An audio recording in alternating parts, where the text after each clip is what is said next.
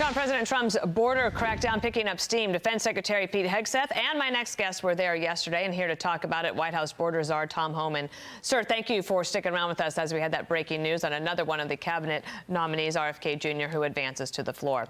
Here is President Trump on his call with Mexico, saying that it went very well. Watch. So the call with Mexico went very well in the sense that they're very strong now on the border. They're going to put soldiers there. So, actually, they're best military soldiers, and they're going to be at the border, 10,000. That's a lot of soldiers, and they want to protect it also.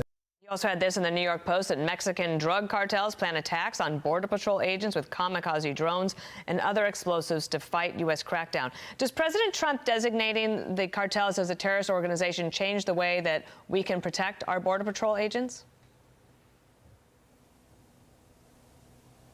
Well, look, by designating terrorist organizations, we bring the whole of government against these cartels. For instance, Jalisco cartels in 42 countries across the globe. So it gives us a lot of might, a lot of firepower to attack not only their infrastructure and their operations, but attack their money, take their money away. If we take their money away, they can't bribe officials, they can't bribe law enforcement. So President Trump is serious, and I agree with 100% on the terrorist designation because of one reason: because they've killed more Americans than every terrorist organization in the world combined. And let's remember, just like terrorist organizations, they've killed thousands of journalists, politicians, judges, prosecutors. So absolutely, it's a game changer. And tell me what you know about what the cartels are thinking. Obviously, they would like fentanyl to keep coming across the border.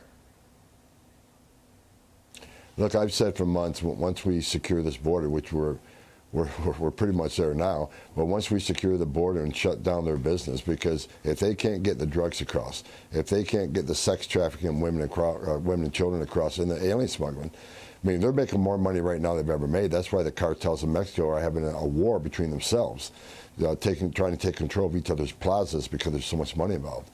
Once we secure the border and make it more difficult for them to make money, it's going to become violent. You're going to see violence on the border, and it's unfortunate, but we know it's coming. Border Patrol is prepared. It's great to have the military on the southern border. They're prepared.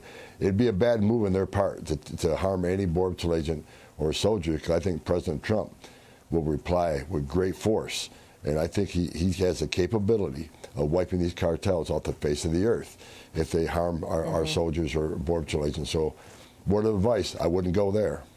Do you trust the National Guard troops of Mexico that President Sheinbaum said she would put on the northern border? Excuse me, her northern border, our southern?